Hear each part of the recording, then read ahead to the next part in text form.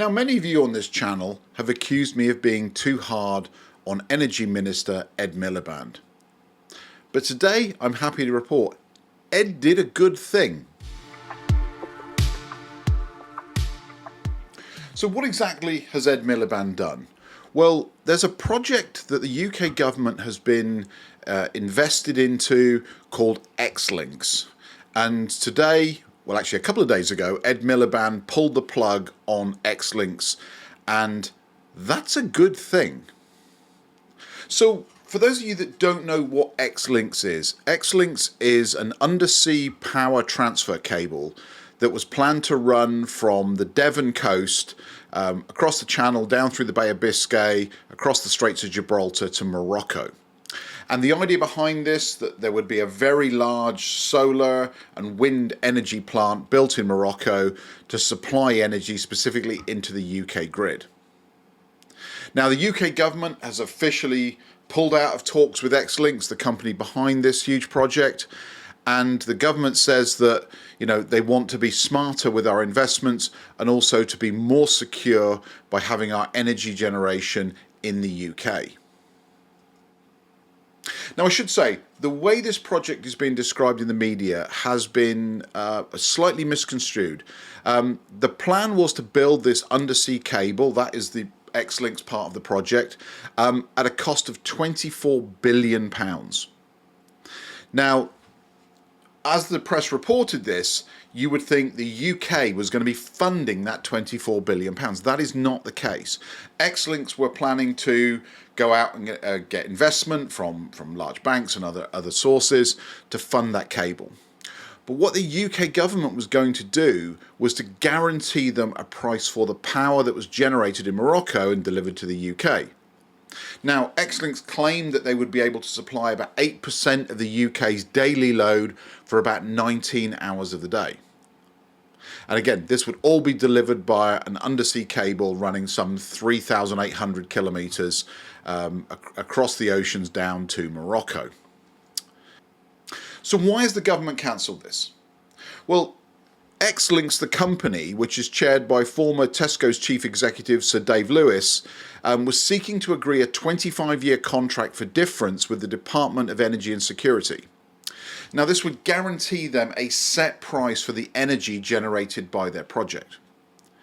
But even since this project was conceived, the prices have gone up and up and up. Costs have soared from roughly 16 billion, which is what they originally quoted just a few years ago to build this project, to 24 billion. And the cost per megawatt of energy had risen from £48 per megawatt to between £70 and £80 per megawatt. Now, just to put that into perspective, this renewable energy source in Morocco was going to be almost as expensive as the energy generated by the Hinkley Point C nuclear power station, which is currently estimated to be about £92 per megawatt. So all of a sudden, a renewable energy source that was going to be low cost, was going to bring a lot of energy to the UK, is nearly as expensive as the most expensive nuclear power station we have ever built. Now, the government said this is just too much of a risk. The company that is obviously building this doesn't have any experience of building these long undersea cables. They don't yet have the generation facilities in Morocco. So the government saw this as a major risk, way too much risk to be putting on taxpayers. But really, why I think this is a good thing is it was another project that would allow the UK to become dependent upon foreign energy supplies for its own energy. And if the one thing we've learnt over the last couple of years is we can't rely upon other countries to generate our energy for us. Whether it's gas, electricity, we should be generating or using our own natural resources. And the main worry here is that this cable doesn't have any particular redundancy. We've all seen in the news about Russian ships hanging around over the top of particular cables. Now, if this cable were to be cut for any reason, whether it be maliciously or through undersea land movements, we would be completely stuck. We would have to find 8% of our national capacity from somewhere else. And that's not easy to do, certainly not at short notice. Now, most of the manufacturing for this cable would happen abroad. There would be very little in the way of jobs here in the UK, as most of the infrastructure would be in Morocco. So it would be building jobs in Morocco to supply energy into the UK. And the risk here is that we're taking something that is really essential to the UK, our energy supply, and we're putting it at risk through long, fragile supply chains in a country that we're not heavily invested in. For those that don't know the sort of history of North Africa, that part of North Africa really comes under the sort of French domain. So you've got to ask the question, why are they dragging the cable all the way to the UK and not to Spain or to France, which would cut the length of the cable and also reduce their costs?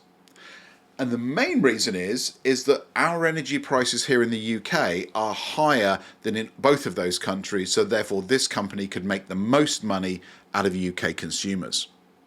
So what should we be doing instead? Well, obviously not investing in renewables in other countries. You know, we have large untapped wind and solar opportunities here in the UK.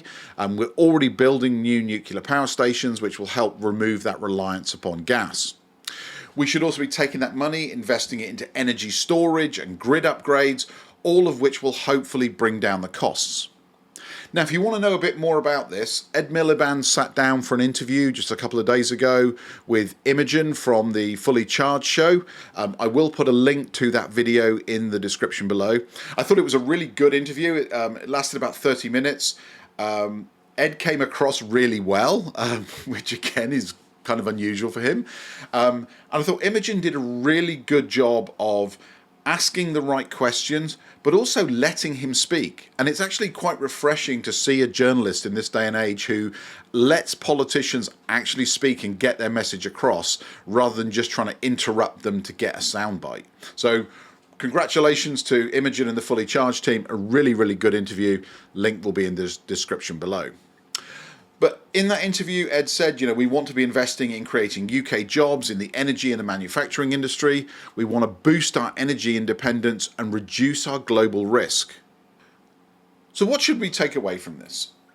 XLinks was a bold project, but it was just too risky, too costly, and to bring renewables, which are have the lowest cost of generation, over a very expensive cable to the UK at near nuclear level prices just doesn't seem like a really good idea. We need to build it here, maintain it here, employ people here to look after it, and that will give us the energy reliance that we need. Anyway, let me know your thoughts on XLinks. Do you think it was a good idea? Do you think this was just a way for a few very wealthy people to set themselves up for the future so that they can continue to exploit the UK energy industry? I'd love to know what you think. Hit me up in the comments below and let's have a conversation about it. Anyway, that's it for today's video. I hope you found this interesting. If you do, a like and subscribe would be really appreciated, and I will be back real soon for another video. Take care. Bye-bye.